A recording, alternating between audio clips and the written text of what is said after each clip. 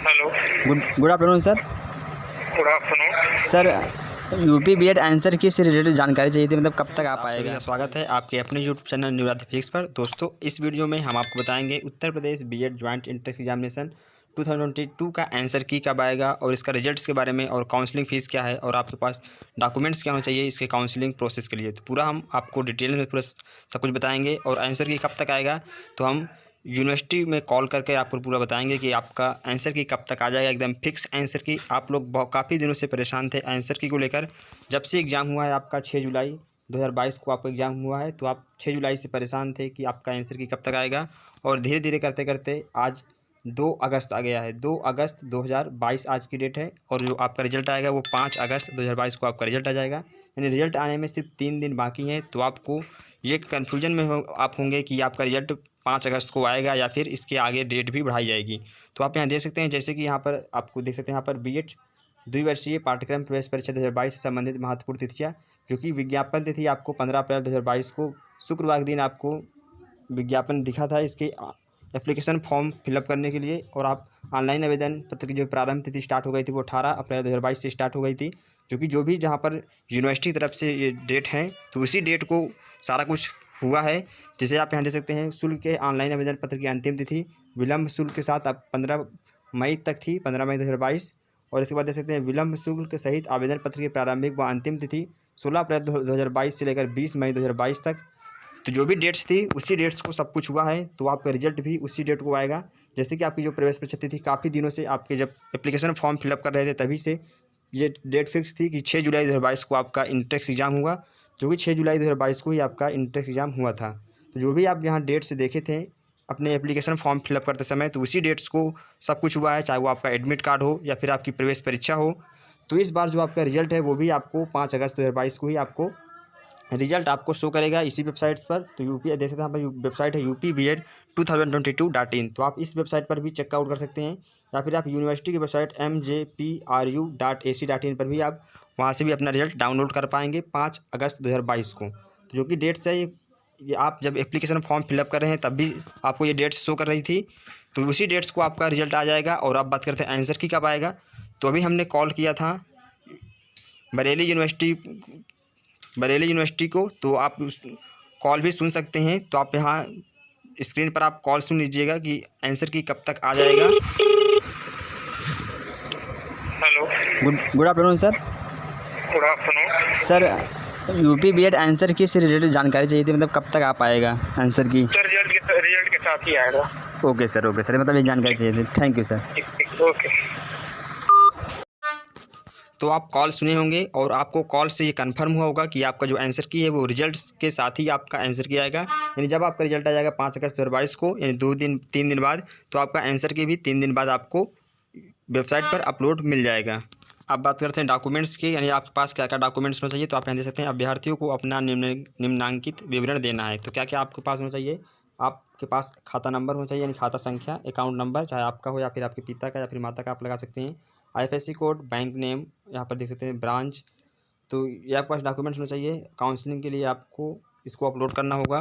तो आप यहाँ देख सकते हैं, अभ्यर्थी द्वारा उपरोक्त बैंक खाते की पासबुक का प्रथम पृष्ठ की अथवा निरस्त किए गए चेक लीफ की इमेज को अपलोड करना है, जिससे उपयुक्त खाता विवरण स्पष्ट रूप से अंकित हो। इमेज 100 KB से लेकर JPG या फिर JPEG प्रारूप में हो। तो इसके पहले ऑलरेडी हमने आपको काउंसलिंग प्रोसेस पूरा सब कुछ बताया हुआ है कि आपकी काउंसलिंग कितने राउंड्स में होगी, आपका डायरेक्ट काउंसलिंग, पूल काउंसलिंग, सारा कुछ हमने उस पर एक्सप्लेन किया हुआ है। अगर आपने उस वीडियो को नहीं देखे हैं तो उस वीडियो को लिंक आपको इस वीडियो को लास्ट में मिल जाएगा, जिसमें हमने आपको पूरा काउंसलिंग के पूरा स्टेप बाय स्टेप आपको बताया हुआ है कि आपका काउंसलिंग कितने चरण में होगा और क्या क्या प्रोसेस रहता है और काउंसलिंग शुल्क क्या लगेगा। तो सारा कुछ हमने डिस्कस किए हुए हैं, तो आप उस वीडियो को जरूर देख लीजिएगा।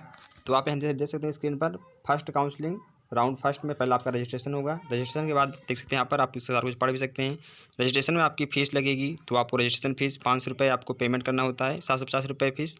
तो आपकी रजिस्ट्रेशन फ़ीस 750 रुपये है। तो यहाँ पर आपको 750 रुपये हर बार देना होगा जब भी आप हर राउंड में रजिस्ट्रेशन करेंगे। और जो भी काउंसलिंग फ़ीस है तो आपको 5000 रुपये आपको यहाँ पर कॉलेज डिपॉजिट के रूप में जमा करना होता है। जैसे आपका कॉलेज कंफर्म हो गया तो वहाँ पर आपको 5000 रुपये देना होता है काउंसलिंग फ़ीस। फिर जब भी आपका कॉलेज मिल जाएगा तो उसी में आपका जो भी कॉलेज की फ़ीस होगी इसमें से आपका 5000 रुपये माइनस हो जाता है।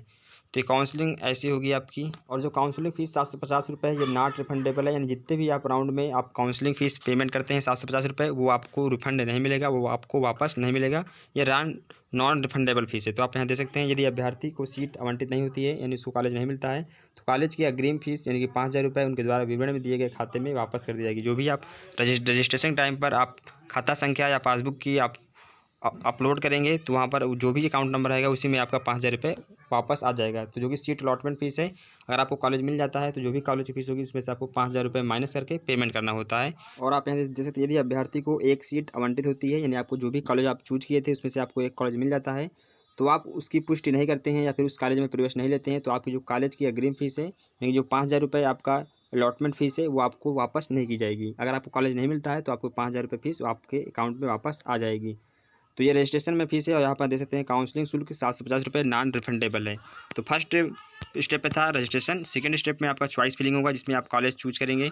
चॉइस फिलिंग करने के बाद आपको फिर नेक्स्ट ऑप्शन मिलेगा यहाँ पर कॉलेज अलॉटमेंट का। तो आपको कॉलेज अलॉटमेंट मिल जाएगा, जो भी आप कॉलेज चूज करेंगे उसमें से आपको कोई ना कोई एक कॉलेज मिल जाएगा। तो कॉलेज अलॉटमेंट के बाद आपका आता है नेक्स्ट स्टेप 4 है provisional allotment confirmation letter download. तो इसके बाद नेक्स्ट आता है स्टेप 4 के बाद। तो स्टेप 5 है रिपोर्ट्स टू अलॉटमेंट कॉलेज। तो आपको जो भी कॉलेज मिला है तो आपको उस कॉलेज में रिपोर्ट करना है, और फिर जो भी आपकी फ़ीस होगी उसमें से आपको 5000 रुपये माइनस करके जो भी फ़ीस होगी वो आपको पेमेंट करना होता है, तब आपका एडमिशन हो जाता है। तो डॉक्यूमेंट्स रिक्वायर्ड क्या क्या हैं, तो आप देख सकते हैं यहाँ पर जब भी आप कॉलेज में रिपोर्ट करेंगे, जो भी आपको कॉलेज मिल गया है, तो वहाँ पर डॉक्यूमेंट्स क्या क्या लगेंगे। तो आप यहाँ देख सकते हैं अभ्यर्थियों को अपने निम्नलिखित दस्तावेजों की मूल और स्व प्रमाणित प्रति ले जाने की आवश्यकता होगी। तो यहाँ देख सकते हैं जो आपका कॉलेज अलॉटमेंट का कॉलेज अलॉटमेंट का प्रिंट आउट आपको ले जाना होगा। और यहाँ पर देख सकते हैं जो भी आपका यूपी बीएड का एंट्रेंस एग्जाम हुआ 2022 का, उसका आपका एप्लीकेशन फॉर्म, एडमिट कार्ड और स्कोर कार्ड, तो इतना आपको ले जाना है। और देख सकते हैं यहाँ पर नेक्स्ट है डेट ऑफ बर्थ के लिए क्लास 10 का सर्टिफिकेट, और यहाँ पर all marksheet and certificates up to qualifying examination. अगर आपने 10th 12th graduation post graduation जो भी आपकी क्वालिफाइंग एग्जामिनेशन है, उस सभी का आपको मार्कशीट ले जाना होगा। तो देख सकते हैं आपको फोटोकॉपी भी ले जाना है और आपको ओरिजिनल भी आपको डॉक्यूमेंट्स ले जाना है। देखते हैं नेक्स्ट डॉक्यूमेंट्स क्या क्या है यहाँ पर। तो नेक्स्ट है कैटेगरी, सब category and weightage certificate in original in the prescribed format. तो आपने जो भी वेटेज लगाया हुआ है तो आपको सभी वेटेज ले जाना है, जैसे कि आपका जाति हो गया या फिर आपका कोई और है आपने वेटेज लगाया हुआ है विकलांग का, या फिर आपका फिजिकल हैंडीकैप जो भी आप लगाएं, तो आपको सभी डॉक्यूमेंट्स ले जाना होगा। नेक्स्ट है यहाँ पर original photo ID issue by government. तो आपको सरकार द्वारा मूल फ़ोटो की पहचान पत्र, यानी कि आप आधार कार्ड ले जा सकते हैं, पैन कार्ड ले जा सकते हैं, या फिर वोटर ID कार्ड या फिर पासपोर्ट, यानी कोई सा इनमें से आप एक आपको पहचान पत्र ले जाना होगा। नेक्स्ट है अभ्यर्थी की पासपोर्ट आकार की 2 फ़ोटो ले जाना होगा आपको।